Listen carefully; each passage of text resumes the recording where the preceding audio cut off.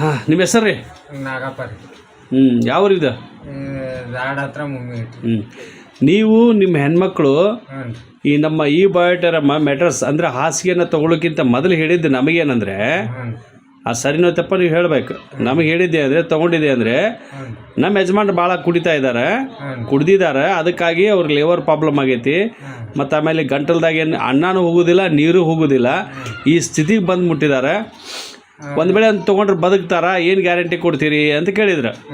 Guarantee ಅವ್ರಿಗೆ ಒಳ್ಳೇದಾಕೈತೆ ಅಂತ ನಾವು ಹೇಳಿ ನಿಮಗೆ ಕೊಟ್ವಿ. ಈಗ ನೀವು ನೀರು ಹೋಗ್ತಿರಲ್ಲ, ನೀರು ಕುಡಿತಾ ಇದ್ದೀರಿ? ನೀರು ಕುಡಿಯತ್ತವ್ರಿ. ಅನ್ನನೂ ಉಣ್ಣತ್ತವ್ರಿ. ಎಷ್ಟು ಎಳೆ ಉಣ್ತೀರಿ? 2 ಎಳೆ ಉಣ್ತೀವಿ. 2 ಹೊತ್ತು ಊಟ ಮಾಡ್ತೀರಿ? 2 ಹೊತ್ತು ನೀರು ಕುಡಿತೀರಿ? ನೀರು ಕುಡಿಯತ್ತವ್ರಿ. ಮೊದಲನೇ ಗಂಟ್ಲು ಉರಿ ಆಗತ್ತಿಲ್ಲ? ಅನ್ನ ನೀರು ಎಲ್ಲ ಹೊಂಟೈತಿ. ಆಮೇಲೆ ಈಗ ನಿಮ್ದು ಮನೆ ಮೇಲೆ ಐತಿ, ತಳಗೆ ಇಳಿದು ಹೋಗಿ ಬರ್ತೀರಲ್ಲ ವಾಕಿಂಗ್ ಎಲ್ಲ? ವಾಕಿಂಗ್ ಹೋಗಿ ಬರ್ತೀನಿ. ತಳಗೆ ಇಳಿತೀರಿ? ಎಷ್ಟು ಸಲ ವಾಕಿಂಗ್ ಹೋಗ್ತೀರಿ? ಒಂದು 2 ಸಲ ಹೋಗ್ಕೊಂಡ್ರೆ.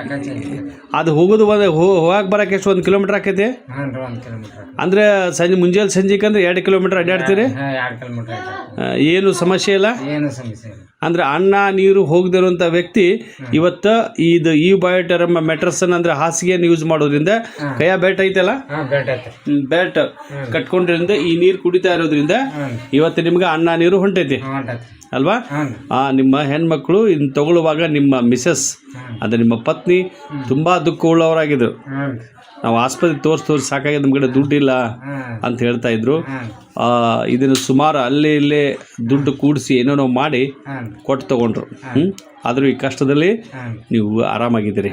ಅಂದರೆ ನೀವು ತೊಗೊಂಡೆ ಎಷ್ಟು ವಾರ ಅಂತ ನಿಮಗೆ ಗಮನಕ್ಕೈತಿ?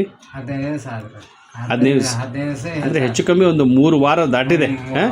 3 ವಾರದೊಳಗೆ ನೀವು ಆರಾಮಾಗಿದ್ದೀರಿ. ಓಕೆ, ಏನು ಹೇಳ್ತೀರಿ ಕಂಪ್ನಿಗೆ ಇಂಥ ಒಂದು ಒಳ್ಳೆಯ ಒಂದು ಹಾಸಿಗೆನ ರೆಡಿ ಮಾಡಿ ಕೊಟ್ಟಿದ್ದಾರೆ ಈ ಬಯೋಟರ್ ಕಂಪ್ನಿಯವ್ರಿಗೆ ಏನು ಹೇಳ್ತೀರಿ? ಥ್ಯಾಂಕ್ಸ್ ಅಂತ. ಓಕೆ, ಅದು ಇಂಗ್ಲೀಷ್ನಾಗ ಹೇಳ್ತಾರಲ್ಲ, ವೆರಿ ಗುಡ್, ಥ್ಯಾಂಕ್ ಯು.